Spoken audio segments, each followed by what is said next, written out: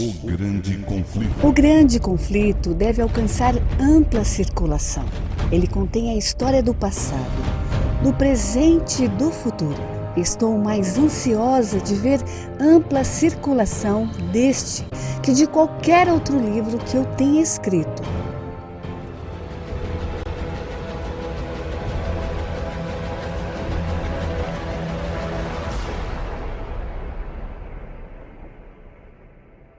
Olá, sejam bem-vindos. Graça e paz do nosso Senhor Jesus Cristo possa estar com todos vós. É um prazer poder estarmos novamente aqui juntos para continuarmos o estudo do livro Grande Conflito. Este livro que tem nos auxiliado muito a desenvolver os nossos conhecimentos quanto às verdades bíblicas, quanto ao conhecimento da história da Igreja de Cristo nesta terra até que Cristo volte. Por isso, faça parte desse grande projeto. Se você deseja partilhar com os teus amigos o livro Grande Conflito, seja digital ou de forma física, procure do site www.greatcontroversoproject.org, esse link que está aqui acima, e ali contém o livro Grande Conflito em diversas línguas. Ou também procure uma igreja adventista e possa ali encontrar o livro Grande Conflito. Ele está sendo distribuído no mundo inteiro. Eu sou Nicodemos Neves e eu estarei ao longo deste ano apresentando esse estudo aqui minuciosamente, de uma forma mais compacta, para que você e eu possamos alicerçar a nossa fé em Jesus Cristo. Amigos, eu quero convidar-vos aqui a nós orarmos para nós continuarmos o nosso estudo. Aliás, é preciso orarmos para que Deus possa abrir-nos o entendimento. Amado Deus, eterno Pai, santificado seja o teu nome. Obrigado por este momento que o Senhor nos proporciona de estudar a tua palavra. Abençoe o meu amigo, a minha amiga e todos que um dia poderão partilhar desta palavra através desse canal. Fique conosco e cerca-nos com a presença dos teus anjos, que teu Espírito nos conduza. Em nome de Jesus. Amém. Prezado amigo, nós estamos estudando o capítulo 6 do livro Grande Conflito. Dois heróis enfrentam a morte. Ontem, ou no estudo passado, nós desenvolvemos sobre a morte de Jerônimo, né? Nós estamos falando sobre João Hus e Jerônimo, já abordamos sobre João Hus, e agora, no estudo anterior, nós vimos a condenação e morte de Jerônimo pela fogueira. E isto gerou uma onda de indignação, que é o subtema deste capítulo que estamos estudando agora. E diz-nos aqui que a execução de Hus acendera uma chama de indignação e horror na Boêmia. E a nação inteira declarou ter sido ele um fiel ensinador da verdade, porque esses homens tinham a fé firme na palavra do Senhor. O conselho que os condenou à morte de fogueira foi acusado de assassinato. Realmente, meus amigos, aqueles homens eram assassinos. Eles não eram líderes da igreja, mas eles eram líderes do inimigo com o propósito de aniquilar os filhos de Deus que procuravam viver a verdade. Suas doutrinas, as doutrinas de João Hus, Jerônimo, Wycliffe, todos esses, atraíam agora maior atenção do que antes, e muitos foram levados a aceitar a fé reformada. Este é o ponto que Satanás fica muito irado.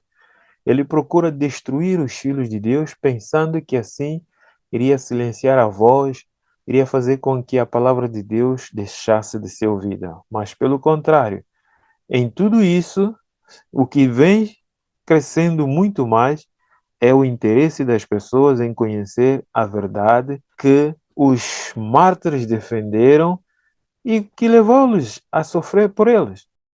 Todos nós sabemos que quando alguém está defendendo uma causa e suscita conflito contra essa pessoa, então todos vão querer saber por quê, a razão. E é assim que a verdade tem prevalecido. O Papa e o Imperador uniram-se para aniquilar o movimento da reforma, né? E os exércitos de Segismundo foram lançados contra a Boêmia. O exército de Segismundo, o imperador da Alemanha. Surgiu, porém, um libertador. Cisca, um dos mais hábeis generais do seu tempo, foi o chefe dos boêmios. Confiando no auxílio de Deus, que bom que este homem não buscou confiar nas suas habilidades, mas em Deus, o povo resistiu aos mais poderosos exércitos que contra eles se poderiam levar, né? Reiteradas vezes o imperador invadiu a Boêmia apenas para ser repelido. Os hussitas ergueram-se acima do temor da morte e nada poderia resistir a eles. Que bom quando nós buscamos auxílio de Deus. E a Bíblia Sagrada está cheia de histórias de homens, reis que confiaram em Deus e viram seus inimigos caírem derrotados. E a história repetiu-se e continuará a repetir. No futuro, quando os homens se levantarem com os seus canhões, com as suas armas, com os seus concílios contra a verdade, aqueles que permanecerem fiéis não terão medo de enfrentar a morte, também serão vitoriosos em Jesus. O bravo Cisca morreu, mas seu lugar foi preenchido por Procópio, que em alguns sentidos era um líder ainda mais capaz. E então o Papa proclamou cruzada contra os hussitas. Uma imensa força foi lançada contra a Boêmia, tão somente para sofrer terríveis derrotas. Outra cruzada foi proclamada. Em todos os países papais da Europa, homens, dinheiros e munições de guerra foram reunidos. Parece que a igreja tinha mais prazer em matar do que em salvar. Quando Deus, Jesus Cristo, quando aqui nesta terra, ele instituiu a sua igreja para salvar. Mas no passado e no futuro breve, vamos vendo a igreja sempre procurando matar. Meus queridos amigos, é assim que Satanás opera. É assim que o inimigo odeia o povo de Deus. Multidões congregavam-se sob o estandarte papal. A numerosa força entrou na Boêmia. O povo arregimentou-se para repeli-la. Os 12 exércitos se aproximaram um do outro até que havia entre eles apenas um rio que os separava. Os cruzados constituíam força grandemente superior, mas em vez de se arremessarem através da torrente e travar batalha com os hussitas, a quem de longe haviam vindo combater, ficaram a olhar em silêncio para aqueles guerreiros. Então ficaram olhando para os hussitas, nada podiam fazer. Hein? Subitamente, misterioso terror caiu sobre os soldados. Sem desferir um golpe, aquela poderosa força debandou e espalhou-se como que dispersa por um poder invisível. Eu acredito que era mesmo Deus que estava operando isto. O exército hussita perseguiu os fugitivos e imenso despojo caiu na mão dos vitoriosos. A guerra, em vez de empobrecer os boêmios, enriqueceu-os. Poucos anos mais tarde, sob um novo Papa, promoveu-se ainda outra cruzada. Vasto exército entrou na Boêmia. Então, meus amigos, o sistema estava disposto a aniquilar a Boêmia completamente para impor os seus dogmas, o seu poderio. A pergunta que nós temos que pensar é: era esse o objetivo da Igreja de Deus na Terra? Deus estabeleceu a sua igreja para destruir, para matar, para usar a espada. Quando Pedro tentou usar a espada na prisão de Jesus Cristo, o que foi que Cristo disse a Pedro? Põe a espada no teu lugar, no seu devido lugar.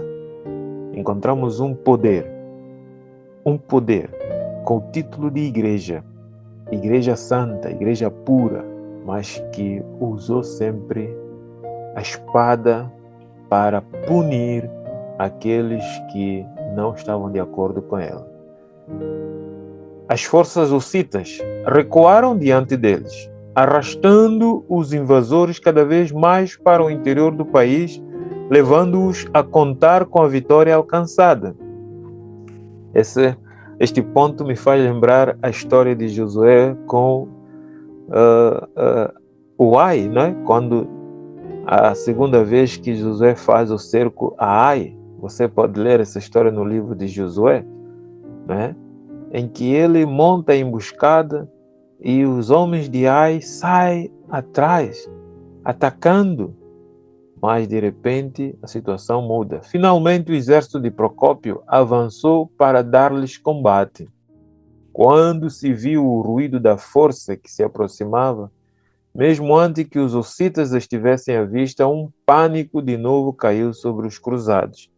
Novamente caíram em pânico e Deus mesmo é quem lançou esse pânico. Príncipes, generais e soldados rasos, arrojando as armaduras, fugiram em todas as direções. A derrota foi completa e novamente um imenso despojo caiu nas mãos dos vitoriosos. Deus opera a sua batalha. E foi isso que ele disse a Josafá: esta guerra não é tua, esta guerra é minha. E temos que buscar essa força, esta certeza. Assim, meus amigos, pela segunda vez, vasto exército de homens aguerridos, treinados para a batalha, fugiu sem dar um golpe diante dos defensores de uma nação pequena e fraca. Boêmia, em relação a todas as nações que se uniram ao papado para combater contra ela, era fraca. E como diz a palavra do Senhor, a Igreja de Cristo pode parecer fraca nesta terra, mas ela prevalecerá. As portas do inferno não terão poder sobre ela. Não terão poder. O inimigo está preparando-se para o seu último combate contra a verdade, mas não terá poder. Muitos vão depor a vida. Muitos vão ser passados à espada, à fogueira, à prisão, mas não fará com que a verdade venha cair novamente ou venha ser derrotada. A verdade vai prevalecer. Aquele que pôs em fuga os exércitos de Midian diante de Gideão e os seus 300, uma vez mais estenderam a sua mão. Sim, o exército de Midian fugiu perante 300 homens de Gideão. Por isso, meus amigos, é necessário nós nos assegurarmos em Jesus Cristo e nas suas promessas. A palavra de Deus está cheia de história da vitória de Deus e do seu povo, da vitória de Deus e da verdade. E se ficarmos firmes do lado do Senhor, não teremos que temer. Ainda que a nossa vida venha se depor como muitos depuseram sua vida em prol da verdade, a verdade prevalecerá. Na manhã da ressurreição, todos esses grandes heróis, todos esses grandes homens que defenderam a verdade com uma fé firme e inabalável, uma fé como a rocha, firmada em Jesus Cristo, hão de levantar perante os seus inimigos e, cantando o hino de vitória, entrarão na cidade santa do Senhor. Que você e eu possamos fazer parte deste grupo. Ao estudarmos aqui essas histórias, que possamos firmar a nossa fé em Jesus. Acima de tudo, termos a Sagrada Escritura, a Bíblia Sagrada, como o único livro da nossa fé, como a nossa única arma, como diz lá o apóstolo Paulo em Efésios capítulo 6, a partir do verso 10 até verso 20. Leia a palavra do Senhor. Que tenhamos ela como a espada, como escudo, como capacete, como cinto, como a armadura de Deus, porque a verdade prevalecerá. O inimigo nunca vencerá o povo de Deus. Ele pode fazer sofrer, mas nunca vencerá. Vamos orar. Amado Deus, eterno Pai, obrigado porque o Senhor deu ao teu povo a vitória. O Senhor deu ao teu povo a certeza de que o Senhor estava com ele. Ajuda-nos a olhar para essas histórias e vermos para aquilo que está escrito na tua Sagrada Escritura e termos confiança e certeza de que, ainda que o nosso corpo físico venha cair nas mãos do inimigo, a nossa vida está guardada em Jesus Cristo. Dá-nos coragem, dá-nos fé e fortalece-nos agora, porque o que está diante de nós sabemos que será momentos difíceis, mas nós temos a certeza de que o Senhor não nos abandonará. Fique conosco e nos abençoe. Essas graças e favor suplico e agradeço em nome de Jesus. Amém. Meu prezado amigo, um grande abraço para ti e para a sua família. No próximo estudo nós estaremos falando sobre traídos pela diplomacia. Vamos ver o que esse estudo vai nos falar e será o último subtema deste capítulo.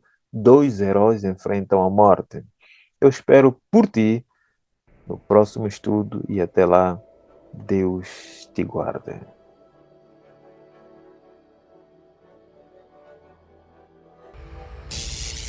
O grande conflito. O grande conflito deve alcançar ampla circulação. Ele contém a história do passado, do presente e do futuro. Estou mais ansiosa de ver ampla circulação deste que de qualquer outro livro que eu tenha escrito.